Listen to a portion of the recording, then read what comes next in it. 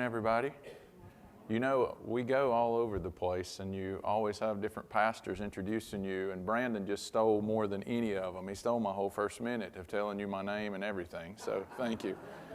Yeah, telling where we're at and what we're doing and everything. But, no, we're grateful to be here with you guys this morning. We really enjoyed our time 2 years ago when we were able to be with you guys That thing just went off. That's what happens with technology. But 7 years, 7 times, and that was more than we normally get to spend anywhere in any church in the last 20 years, believe it or not. So we really enjoyed our time with you guys last time and hearing how the church is and leaving Sarah with you guys. And by the way, she says hello this morning. But normally what we do is we travel around and we share what the Lord is doing over there. It's normally a little video, and then I talk about things. And as we sat and tried to figure out what we wanted to do this furlough, there's so much going on in Kenya, we couldn't do that properly in just 45 minutes. So we laid in bed one night, and I remember telling Laura, asking her, what do we do to really give people a good picture of this? And she was saying, you should just do what you do like 2 or 3 times a week, with people from all over the world. Because of where we're located, we have people from all over the world come, Pakistan, India, China. And she said, why don't you just give people a tour of the mission? And I said, that's a pretty good idea. It normally takes 3 hours, so I hope nobody's got lunch plans. No, but it does. It normally takes 3 hours to do this, and so we shrunk it down. The first video they sent me was way too long. I said, no, church services in America are not like Kenya where they do go 4 or 5 hours. And so we got it shrunk down. It is still a little bit long, but it really does kind of encompass all that's going on there, the different things that are happening. And so I will share that with you guys. I will say, the more I've watched it, and I've watched it many times now, if you hear yourself speaking on video and the crazy things you say, maybe you guys won't notice, but I'm like, oh, why did I say it that way? You know, the reason is because it was one take. There was no, oh, let me say that again. We just kept walking and everybody kept filming, okay? So this crew from Nairobi came out. They had their drones and all that cool stuff, and they shot this video and they put it together for us. But it is one take, and so that's why some things will sound funny or missing. And the other thing is, the craziest thing is it was the windiest day that we have had in Masai Mara in forever. And so you're going to hear some of it cutting out. The guys went back in and tried to clean it up a little bit as they could, and they did the best they could. But you'll see one part, Laura's hat just flies off. It was so windy. But other than that, you're about to see basically what's happening. And I always like to say to everybody, as I say to the men and women who come to our mission from all over the world, please, as you watch this, don't look at the man, don't look at the family. I encourage you to see what the Lord Jesus Christ is doing over here in this place. So with that, we'll try to show this. I hope it works. I hadn't used this in a little while, and we'll see what happens. And after the video, I'll share some more things that are hopefully going to be happening. So let's see if this works.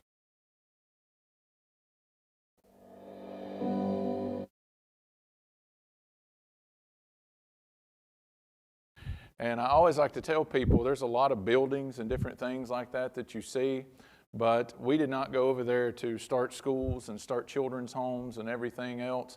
The only reason those ministries or those things are happening, they're very prayed about, very calculated, is how it helps us to better share the gospel and reach people in our area. I tell people all the time, I hated school. I did not move to Kenya to build 2 of them and run them, okay?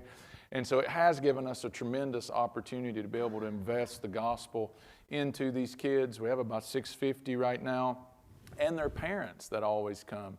We'll have 350 parents come on closing days, and we get to share the gospel, tell them why we do what we do. And so the Lord has been He's blessed that very much. We're so thankful to Him for all of that. But I always like to throw that little caveat in there. It's not about schools. It's not about children's homes. If those things closed tomorrow, we would continue to do what we do each and every day as we wake up. And it's about the church there.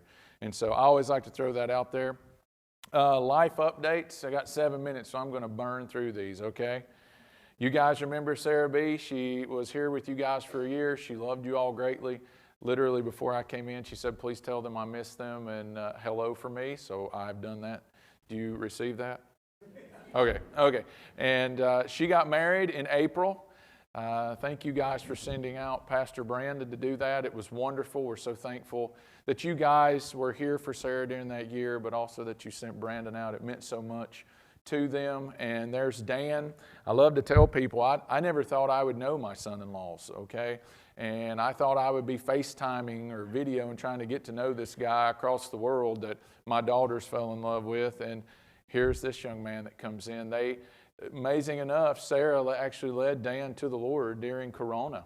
And we were the only thing that was open on the mission. And so these young boys would come over, play basketball, be at the snack shack. And through that, they were able to share the gospel with Dan. After that, I took over and was able to raise Dan in the Lord, bring him up in discipleship. And so what an amazing privilege to actually be able to disciple the young man that's going to be your son-in-law in the future. So thankful for that. They are very, very busy. Like I said, they got married in April. We left a few weeks later to come home. And fairly or unfairly, unfortunately for them, they are now running everything that you see. Okay, imagine being married a few weeks and running all of that stuff. So please continue to pray for Dan and Sarah. They are doing a fantastic job, by the way.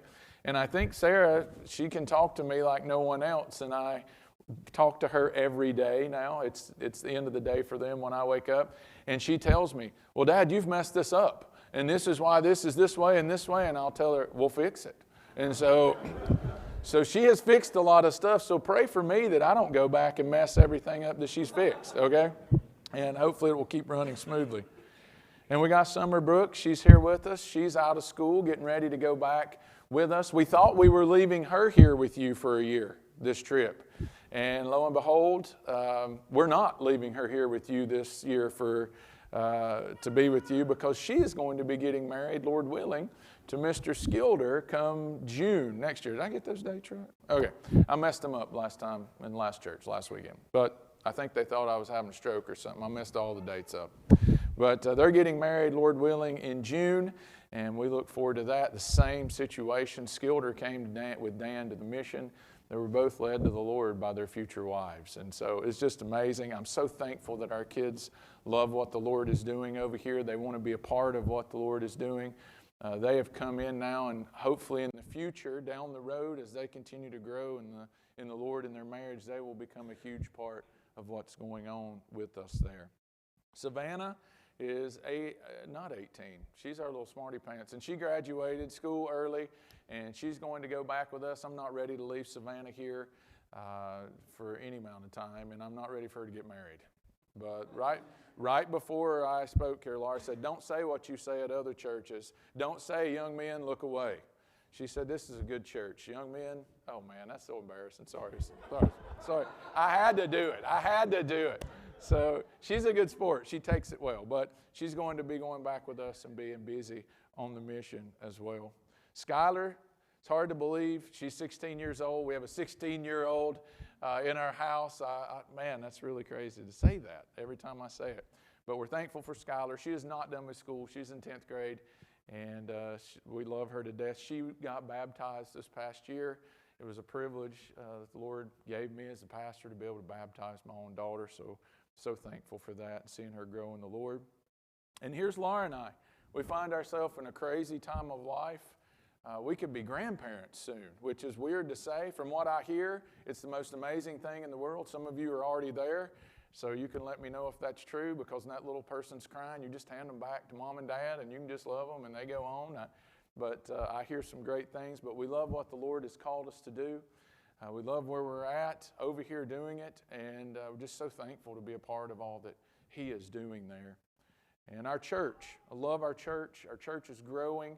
You guys have seen the pictures. There's been a lot of people that the Lord has saved in the past couple years and continues to grow, and we see it in their families. We see it in their lives as they learn His Word, and it changes them, and it's so amazing. We're so thankful for that. Please pray for our church. The guys that I have discipled and have grown up preach every Sunday morning. I watch it on Quayle Quayle. I watched a little bit this morning as I woke up. They're doing a fantastic job, so please continue to pray for them as they lead the church right now over there. And here at the end, what's coming in the future, Lord willing, is Mara Bible and Technical Institute. And we are so happy to be able to do this with the guys over there. They desperately need it. I tell people all the time, it's a madhouse. You can't imagine the things that are happening with pastors over there. They're just running rampant. The false teaching is crazy everywhere. I have currently right now 16 locations that I've been asked to plant churches in. And I've said no to every one of them. I'm not the guy that's just going to go stick somebody in, write a newsletter on them and say, we planted another church. And in fact, right before we left, I was with a missionary sitting across the table, and he told me he planted 77 churches in the last few years. And I looked at that man and I said, you're not writing a newsletter back to the States. Where did you find 77 men to plant these churches? And he just lowered his head down. I said, do you understand the false teaching you've just spread across the land?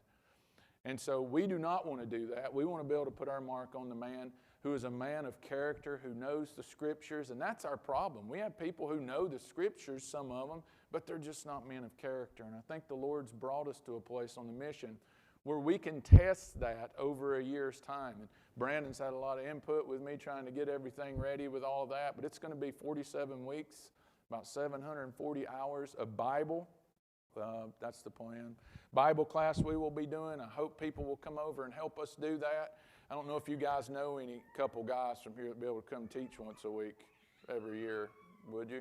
Or you guys know anybody? Just let me know, Scott, if you know anybody. You or Brandon. So we're going to be offering in the afternoons carpentry for these guys, welding. We're going to be doing electrical, water systems. We're going to be doing building. We're going to be doing mechanics. Why? Because we want these guys to go start businesses afterwards? No. Simply because the name pastor over there is so terrible. I wouldn't even let people call me pastor forever. It's the idea of just take. All you do is take. We will have pastors that will go to somebody's house and their animals are out grazing, and they will count 1, 2, 3, 4 and just hit number 10 to the biggest, most beautiful cow they have and say, that's mine, and the person will give it to them. And so the idea of being able to instill these skill sets into these guys, not that they will be able to go make a business with this, but that they will be able to give back to the communities that they plant churches and have a little bit of knowledge. This one right here, and I'll end with this one, is the biggie, the women's side of it. The women are completely left aside over there. The majority of pastors that I know, their wives go to a different church. That's how crazy this is. And so Laura has worked up the curriculum here to go through with these ladies to teach them how to be good wives to their husbands in ministry and raise their children. And so this, I think, we're going to get more kickback on than anything else we do, because it's so unheard of that a woman would actually have some kind of training to help her husband. So please pray for Laura in that area. And of course, we're going to be doing the computer and everything else. And there, really quick, is our goals. Equip every man for every good work, starting with the Scriptures, to give their wives the opportunity to be trained and equipped to help their husbands, and to plant solid biblical churches with well-equipped families. And in the end, if you follow me on Facebook, which I'm hearing is old school these days, I'm not technologically inclined. You may say all this. This was almost a miracle this morning. I'm using that word not in the true form. Okay. But that this works.